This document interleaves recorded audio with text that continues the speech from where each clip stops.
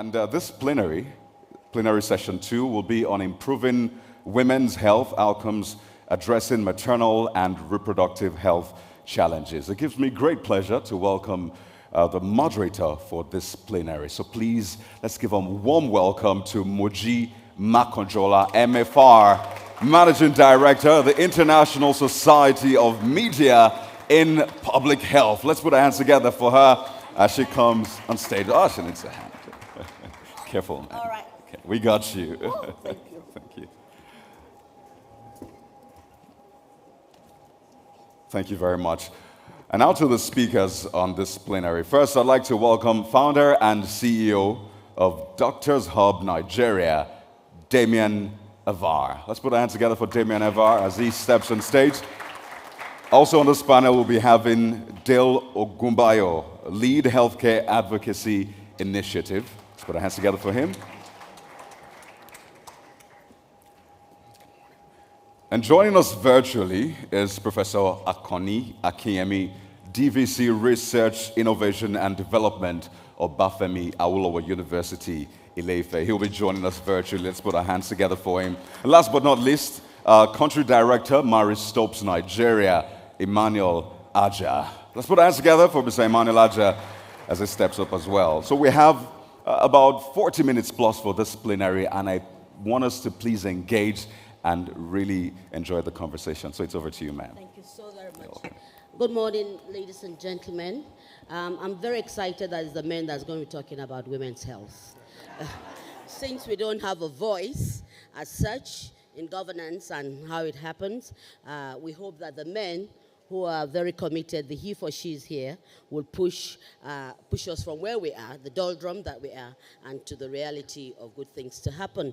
Thank you so very much. This room is very dark. Are you not aware that we have started the 16 days of activism, gender-based, to fight, to eliminate gender-based violence? Are we aware? Yes. Okay, so please orange the world. Moving on quickly. The statistics are there. I don't want to waste our time with that. We know what is happening. As we speak, I'm sure that 10 to hundreds of women would have lost their lives to bringing forth life, or we would have children that would have died as a result of not being able to access health, or the infrastructure is not right for women and children. Haven't reported health for more than 3 decades. I see it happening every day, and it should not continue. And I liked what Dr. Lumide said at the last, just at the last panel. Thank you very much. Okay, I will use that. He alluded to the fact that there are supposedly some solutions in the air. How realistic are these solutions to meet our needs, our peculiar needs, that will improve the health needs of Nigerian or indeed African women?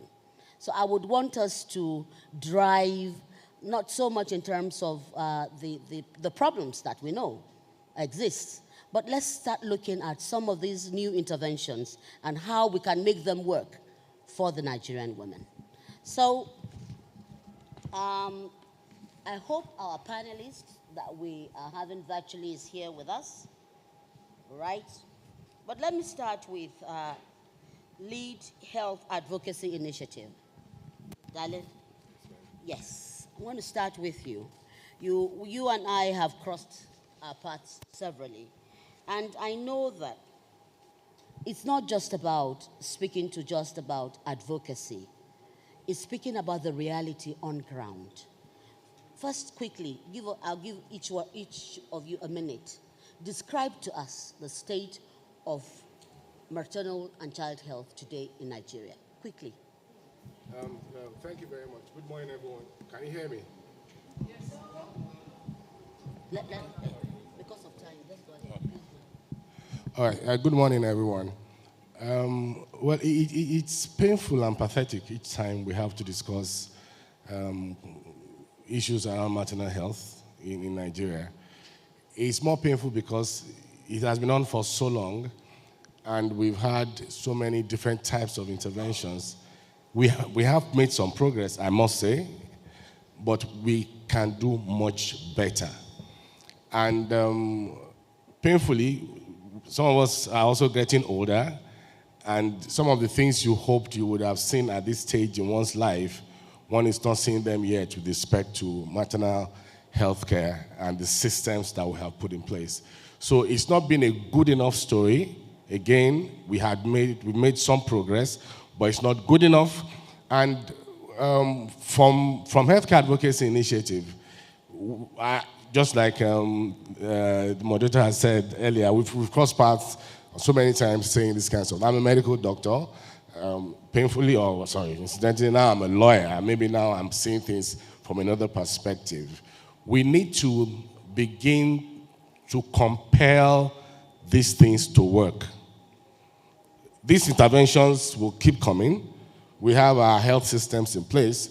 Well, we need to also begin to find ways to compel these interventions to work so that tomorrow we're not back saying the same thing and then a new intervention comes up again. We need to make that work because they're there and they've been there for a while. Yes, I'll come straight to you. Okay, thank you very much for that question. Personally, I think, just to add to what my co-panelist here said, we have made some progress, quite all right, but there is still a lot more that we can do.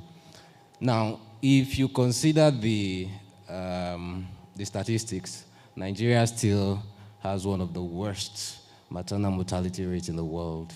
And, you know, despite the efforts being made, we have still fallen short of meeting the WHO's recommended value of about 70 rather. All right, so we still have a lot of work to do, particularly now that the health system is a little bit distressed. There is a massive brain drain. It's affecting the quality of care. It's affecting access to care. So I think it's high time we had this discussion and provide solutions. Thank you very much. Yes, I'll go straight to you. Can you use your mic? Yes, I can. Yeah. All right. Same question. All right. Thank you very much, Moji, and thanks, audience that are listening to us. I mean, just joining my other colleagues here, we have made some significant progress as far as maternal and child health is concerned. If I look at where we are coming from, just looking at the data that were presented 3 weeks ago at the SWAP meeting, talking about the movement in MCPR, which is one of the things that we want to see. We have seen some significant progress in some states, and then at the national, though that is not where we want to be, but those level of progress that we are seeing and the level of effort that is coming from different partners gives us some hope that collaboratively, if we continue to come together as partners, we will definitely move the needles. Thank you very much. Is Professor Akanni, Akinyemi, can you hear us, sir? I would also like to have your views before, yes. Thank you, your own. I think there's a problem with his audio. Can you hear me? Yes, we can. Oh, good morning. Thank you again, Auntie Moji. Nice meeting you, though virtually now. And again, let me apologize. I have a lot of commitment in the university to join. Just again to add to what the other speakers have mentioned, that maternal and child death in Nigeria is still at very worrisome levels. If you look at the national statistics, we are talking about more than 500 maternal deaths within 100,000 women who are pregnant in a year. That is heavy when you compare what that translates in terms of the numbers. As also mentioned, for infant and child mortality, the situation is not looking good. Let me put it in a very layman language to say that among 13 children who are born in one day, we will lose one before age 1. And also before they reach age their 5th birthday, we are likely to be talking in terms of losing 1 out of 8. which is not a very palatable thing. But that's at the national level. So when you look into it at sub-national level, it's more worrisome in some geographies compared to other geography. But I think as we continue this conversation, I'll be able to shed more light on that. Yes, it has been very static within these last 5 years for infant and child mortality rates. But for maternal mortality, maybe we have some little success, but it's not something to really celebrate. Just a little success that we've had. Thank you. Thank you so very much. So we have a foundation now, we have a background, and we understand that the situation is such that we should wake up from our slumber, make whatever interventions that have been alluded to or brought in, make them work. I think our discussion should start looking at to making them work. I said I'm tired of the problems. They're there. We speak about them every day. Let's be innovative. Let's start speaking to which way forward. And we have SWAP now, which is a wide sector approach to getting things done. We have a new one that has just been birthed. It's called MAMI, that is going to disaggregate those who are doing well and those who are not doing well, and so that we can benchmark on the things that are working and make them more sustainable. So let's start from the very beginning. We know what is wrong. Going forward, what are we supposed to be doing? I'm going to start with you, Emmanuel. Yes. Dr. Damian, sorry. Dr. Damian, Avar. Okay, what strategies have you implemented through DoctorsHub that you think can push us from where we are now? Because there's no time. Somebody, I'm sure a woman would just have died. Very distressing. But this is avoidable. These are avoidable deaths. So let's hear from you. Okay, thank you for that question. So I should just briefly share my story with DoctorsHub. So sometime in 2016, myself and a group of other doctors decided to set up DoctorsHub. And the goal essentially was to try to ameliorate the very dismal doctor-patient ratio. As at then, it was 1 to 5,000. It's worse now. Now I think it's about 1 to 9,000 thereabouts. So you can understand that we have a big challenge on our hands. So the goal essentially was to leverage digital technology to try to address the inefficiencies in the value chain. One of the panelists earlier was talking about somebody leaving the PHC, going all the way to a tertiary center. You know, I've seen cases of a woman. I had a particular one because I had to deal with that. The woman left Ogun State. Can you imagine? She left Ogun State with a baby who was convulsing and traveled all the way to Lagos Island, Massey Street Hospital. By the time she got there, I mean, the complications of convulsion, seizures had already set in. So there was a need for us to try to address some of those inefficiencies. So we started the platform, and it's a digital health platform, essentially telemedicine, to provide an alternative for people like that, or for people who might need such platforms to be able to reach a doctor at any point in time. Now, there are 3 delays when it comes to the issue of maternal mortality in Nigeria. The first delay is the delay that happens with the patient. The patient fails to seek help at the earliest stage possible, right?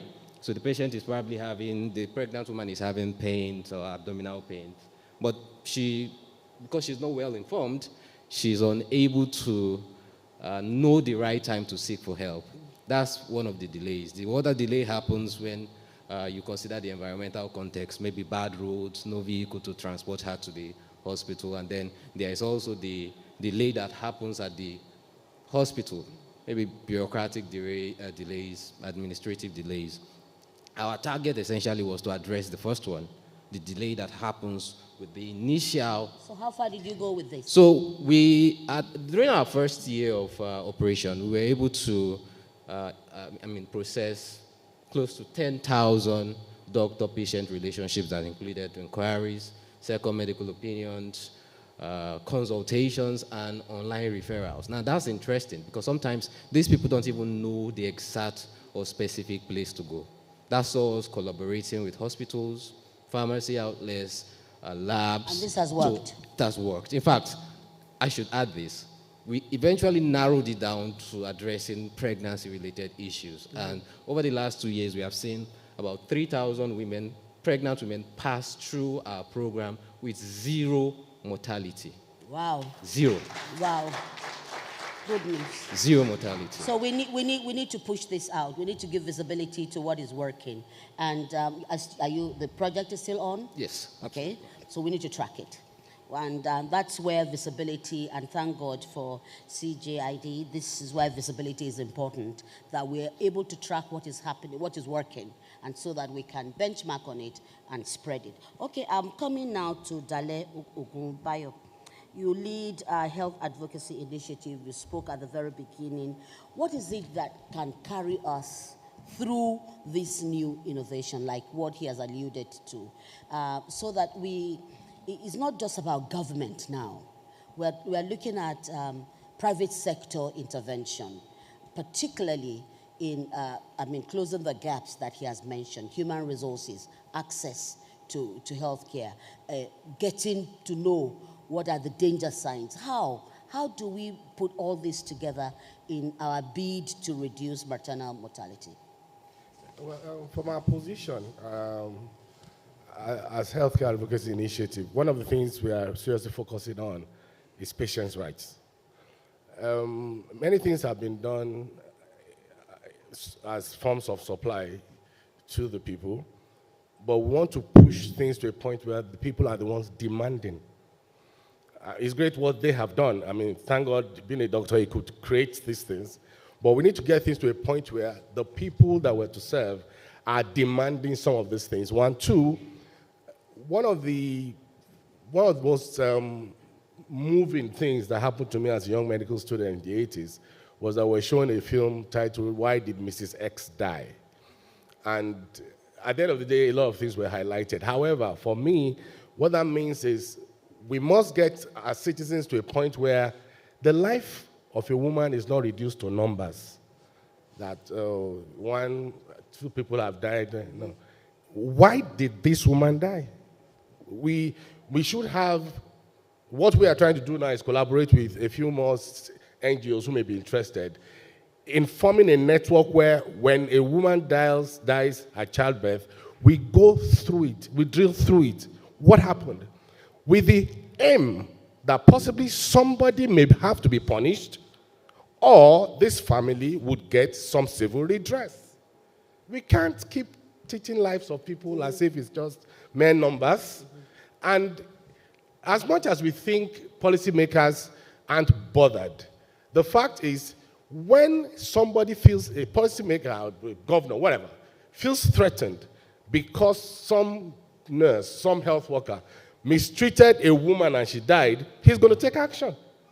But the way we treat it now, we just say, oh, that hospital didn't do well. No. Who didn't do well in that hospital? Who was supposed to be in charge?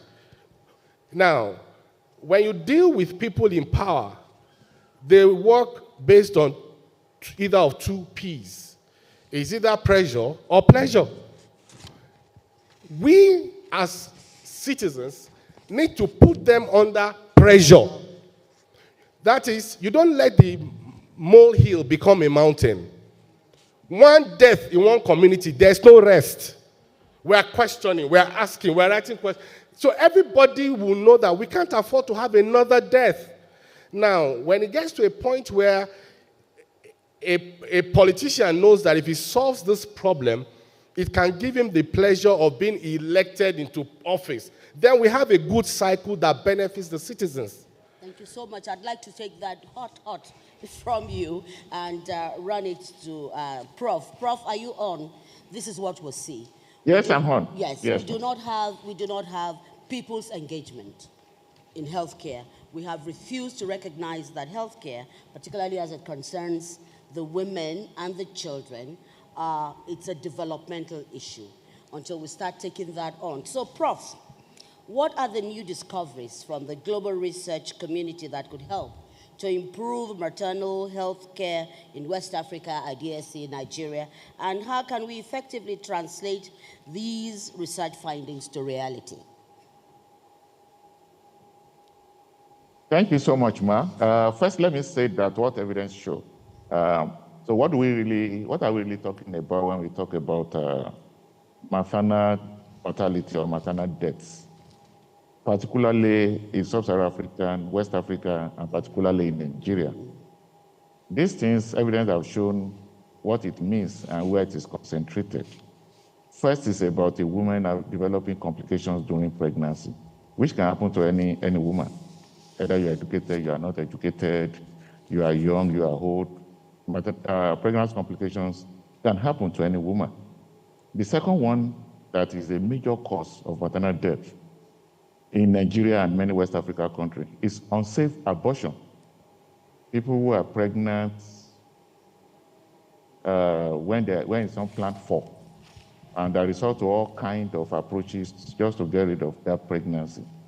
That's the second major cause of maternal deaths that we have in Nigeria and many West African countries. The third one is what we call high-risk pregnancy. When you are too young to be pregnant, or when you have too many children. I mean, within 4 years, people are having 4 children, or when there is closely spaced birth. The difference in terms of time between your last birth and your current birth, if it's less than 24 months, you are at high risk. A woman also who is like 40 years old or more, then we're still thinking about carrying a normal pregnancy to term is a high risk. So those are what we have as evidence that contribute a lot to maternal loss in Nigeria. So what are the things that we have, science suggests for us? First is about pregnancy complication. It's so simple. We need to continue to promote ANC. And again, I want to thank the previous speaker for those ways, innovative ways, that people are trying to see how to promote antenatal care. Because if a pregnant woman is pregnant and you go for antenatal care early enough, many of those complications are likely to be seen, are likely to be detected. So the referral system also needs to be strengthened, just to address issues around pregnancy complication. For unsafe abortion,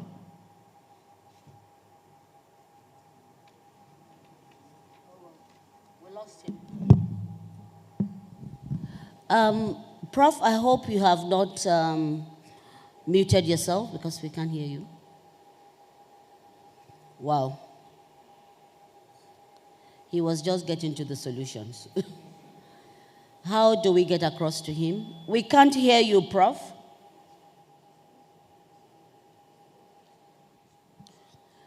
We lost you. It's from this end, okay. Are we doing anything about it from this end? Okay.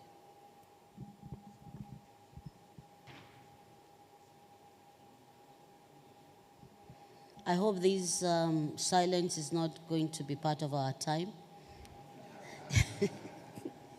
This technical hitch. All right, we can't get Prof, but okay, thank you. Yeah. Go ahead, Prof. Sorry, please, can you hear me now? Yes, we can hear you now. Okay, so first I mentioned issue around the pregnancy complication, and I said it's simple. So it's how do we promote ANC, that's antenatal care, for a woman who is pregnant, who really want to have a pregnancy and who also want to have a safe delivery. We need to see how we continue to encourage them to attend facilities for ANC as soon as possible. And that is not just about government. That needs to relate to our religious leaders, community leaders, leaders generally across the family, across the community, to see how we promote ANC. The second one is about unsafe abortion. Unsafe abortion is a leading cause of maternal death in Nigeria as of today. However, to that is our restrictive abortion laws, which was leading with cultural values that make it difficult for a woman to access safe abortion practices. And one of those advocates that says that for harm reduction practice, that is, if a woman is pregnant and you don't really want to carry that pregnancy to term, rather than for us, because of our restrictive laws, our cultural values, to then make them to continue to patronize quacks. We should find a way to make it safe for them. You know, when you look into what literature says, countries where people have easy access, you know, to have medical abortion or to have safe abortion, you see less of maternal deaths in some of those countries. That is what evidence says. And it's quite different from what our culture or our religion, that our law on this relates with. That's another thing that I want to say. And also about the high-risk birth. The only thing for high-risk birth, therefore, is how do we promote family planning? When a young girl of 13, 14, when they are pregnant, the risk of carrying that pregnancy to term is too high. When people don't space their birth, you have a birth last year, you want to have another one this year, you are only endangering yourself. And as husband, you are endangering the life of that woman. And the only way out is to say that we need to continue to see how we promote family planning. So it's not just about government policy. Government needs to make a lot of investment. We also need to have this kind of conversation. And sincerely, I must thank this platform for promoting, having this kind of other for us to talk about some of those things.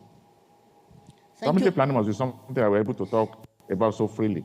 I don't know if my... Sorry, yeah, thank you so much, Prof. Yes. Thank you. Let's end on the need for, for family planning. It's very important, and we don't take that too seriously. We're still something that we must be thinking about. Collective responsibility, community engagement, and of course, attending ANC, that is antenatal clinic. Adopt a pregnant woman today. Just say to that woman, you need to attend, you need to go, you need for them to see. So when the first danger signs are showing quickly, something can be done. Well, Prof spoke to abortion. He spoke to family planning as one of the things that we need to inculcate, so to speak, and make it work to have more lives saved. Mary Stopes, I'm knocking on your door. What innovation solutions have you employed in the last, to at least bring forth quality maternal health care? And how can these solutions, what are you doing that is new, that we need to adapt, like yesterday? Thank you again. So for us in MSI, we adopt what we call a total market approach. We have recognized that there are different layers and then different categories of persons and different things that people need to do to move family planning forward. And then our concentration is on family planning. So starting with the work with government, what we are doing presently is identifying that there are lots of government facilities that do not have trained providers who are able to provide family planning services. The past few years, we've been able to, working collaboratively with government at both state and national level, to train over 6,000 healthcare providers who are currently providing services. And currently, we are supporting about 3,200 healthcare providers, that's primary healthcare facilities, to be able to provide quality family planning and reproductive health services. We only know that there are those that the health system will never meet. And that is why what we have done is to deploy the outreach. We have about 24 outreach teams, majorly in the north, who are focused on going down there in facilities. There was a time I went to Adamawa and got to a mountain where they call Guyuk. And inside that mountain, there is really no other health facilities there. The outreach team had to set up in a primary healthcare, in a primary school, where they were able to provide services. And without them going to those last mile, nobody would have gone there to provide those kind of services. We only know that a couple of us, especially those of us who are here, will go to the private hospitals to go and take up services. And that's why we have what we call the social franchisee, the Blue Star Healthcare Network, that we work with. And working with them across 14 states in the country is to make sure we have identified private providers that we can train, recognizing again that many of them are already providing these services, and there is some element of harm if we do not provide them with the level of skills that are required for them to be able to provide quality services.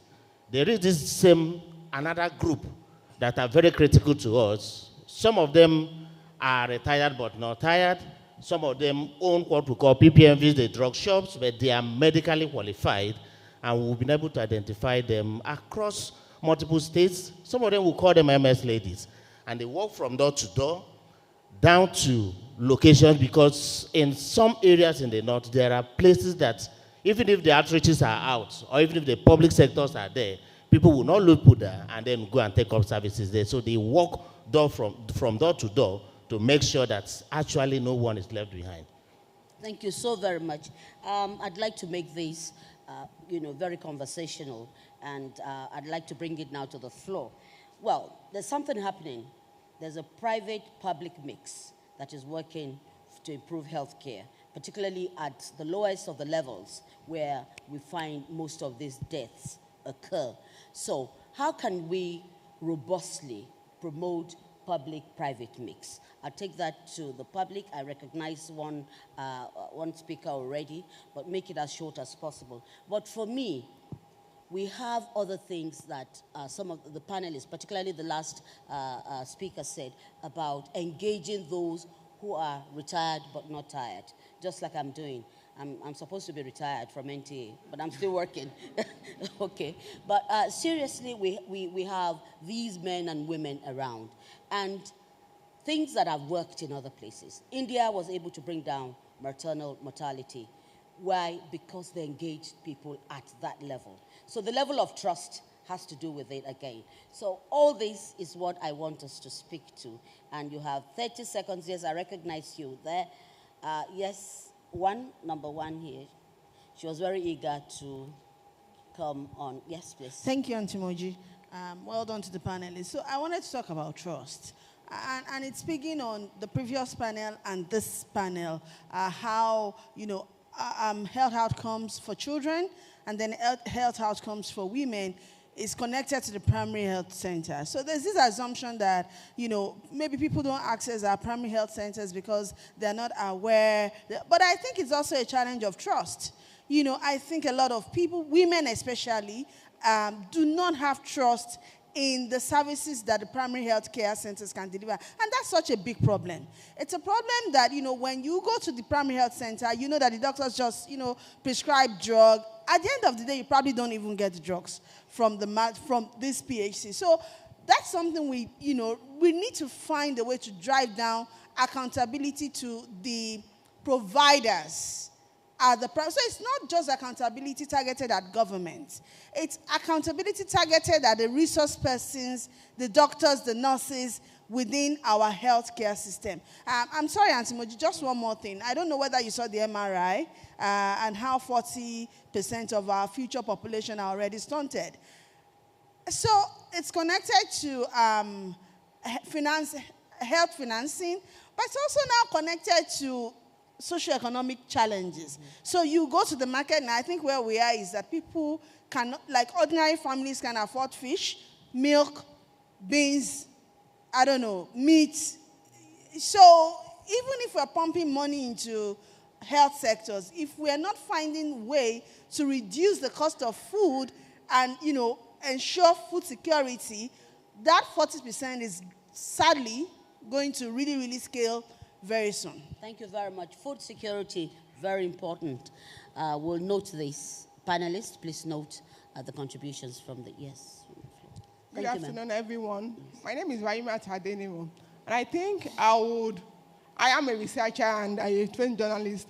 I will call myself a maternal and child health advocate also, because my PhD study was on media coverage of maternal and child health issues. How are we doing with that? We know these issues are, we know what the challenges are, we know what the potential solutions are. I just want to see how are we integrating what researchers are doing in this area in the media coverage of these issues that we have around. I know academics are getting funding to do landmark studies, and they are coming up with potential solutions to these challenges. How many of these solutions are being reported in the media to drive advancement in the industry? Thank you. Thank you very much. I quickly want to reply to that. Researchers, it's only when you get your materials that we can give visibility to it. Oftentimes, you want to, envelope them. You need, as a matter of urgency, to build capacity, sorry, I won't allow you to respond, how to engage with the media. And we'll be able to do this with CJID and, in fact, the firm that I run, the International Society of Media and Public Health. There's need for you to know how to engage with the media, because that's why a lot of researchers are just gathering dust on the table. Any other person? Yes, please.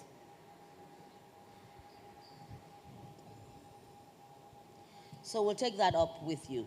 Okay, good afternoon, everyone. Yes. I'm Bello Sakina. I work for Electoral College Nigeria. It's quite interesting to see how we can relate the issues affecting women, and it's costing across all of the thing. But one thing for me is very important. We talk about trust. And if we talk about trust, it had to start from the grassroots. People need to understand the governance structure in their community and how to engage with them. We're talking about the local government autonomy, but it's very important that community need to take ownership and know that this primary healthcare system is for us and is going to be run by us. If people don't understand all of these scenarios, all of the figures, the money we are talking about, just a week ago, we have the TED Fund having the showcase of innovation in healthcare sector, and we have institutions coming to talk about the neonatal jaundice technology they are doing. But then we still have communities that lack all of these facilities. I have a child that, due to jaundice, I had to spend not less than 1 week in the hospital, even with my level of education and everything. But imagine a young girl at the community out there, in a rural community, that don't understand all of these things. And the healthcare system is not working. The primary healthcare is there. The men in the community are not taking it serious. It's a government thing, the government in Abashi. They don't understand all of these things, that it is when they come together to take ownership, it is when they begin to ask questions before they get this thing right. And all of this is very important, because you need to inform them. Let them understand the information that governance is for them. And they have to make sure everybody needs to understand all of this. Thank you. Thank you very much. Yes, last one. Oh, sorry, I haven't. No, sorry, I'll come back to you. I'm blind here. Is there any? Okay, I'll start with the guy. Yes, please. If we make it short, yes, then... I think I'm Dr. Francis. Communication is equally very vital. And you have to talk to the community, because sometimes there are informations that are not communicated to the doctors and to the health care provider in anticipation of the challenges for the day of delivery. And this was what I encouraged my patients that have delivered, because most times you must seek communication and inform the society that delivery, pregnancy is very high risk, and information must not be hidden, because sometimes they hide information from their healthcare provider. So communication. Thank you. Yes, young lady in brown, or is it wine? Okay. Yes. Thank you very much. My name is Hannah Naiju. I work with Reproductive Science. So I think we have been in this space too for a while now. It's like a burden. And what we realized from the research we did is we noticed that there are more of community health workers and CHUs in these primary healthcare centers. So my concern is, how do we help these guys to update their education or what they know how to do when it comes to health? Because we already understand the brain drain with, the doctors and the nurses. But how do we help these guys? Because these guys feel, I need to help a patient. I need to help them put to bed. But under normal standard, they are not equipped to do that. So how do we close that gap? I mean, from what the doctor said, I was really happy to hear that. But we don't even have the doctors there. So how do we empower those that are there, the CHUs, the CHOs that are working there? How do we empower them? And also collaboration between all of this innovation. You're doing yours there, I'm doing mine here. We need to collaborate, because it is in the collaboration that we can see effective implementation. Thank you very much. Thank you. Grandma, last. Thank you. Yeah. And please make it as brief as possible. I'm coming to this side now. Recognize the guy there. Good morning, everybody. Yes. It's not really a question that I want to add, Okay, Mrs. Makanjuola. Okay, ma'am. Because this issue of maternal child or death or whatever happens even in developed nations, especially in America, where it is due to racism. You have a lot of black people that die due to, not caring about them. And a lot of Nigerians, and this is not also in the information space, will go or leave Nigeria to go to America or London to have their children. They die. We don't hear that as well. But I'm going to really focus on what the gentleman in the middle said, which I think is the most important thing here. The problem we have is community problem. We're not involved. We're not questioning government. I live in a community in Ondo that has over 400 homes. We don't have primary health care there at all. None. Is that the problem of the federal government, the state government, or the local government? Now that the government is saying that they're going to be paying directly to local government, we all need to challenge our local government. There has to be a PHC in a community with that kind of number of people, that population.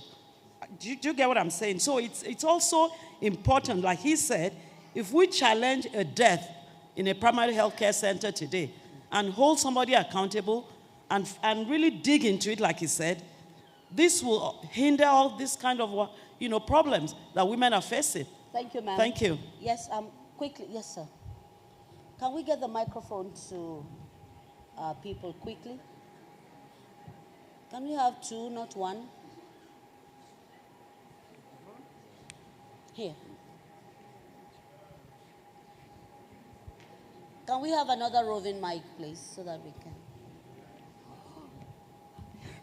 Hi, good morning. My name is Akanni. I'm with MSI. So my contribution or question here would be on the use of data to drive decision making as in this space.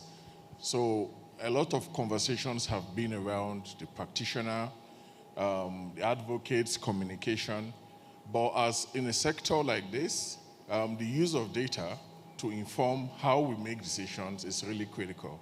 And we're talking about sector-wide approach. Our healthcare system has been severely bastardized because we do not really have real-time data to use to make real-time decisions. So within this space, it's something that is so critical, something that is severely lacking, and it's something that we need to strengthen generally. Thank you very much. I'd like to bring back the microphone here to my sister, yes, because this is all inclusive.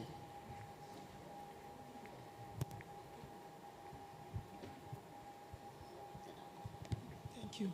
Good morning, everyone. Ihuama Suzanne is my name.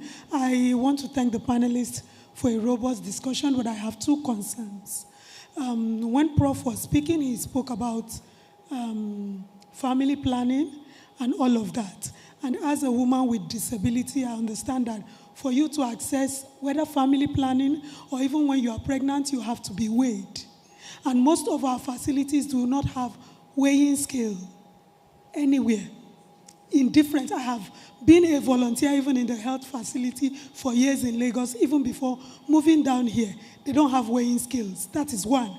Taking it up from what the last speaker just said, he talked about data.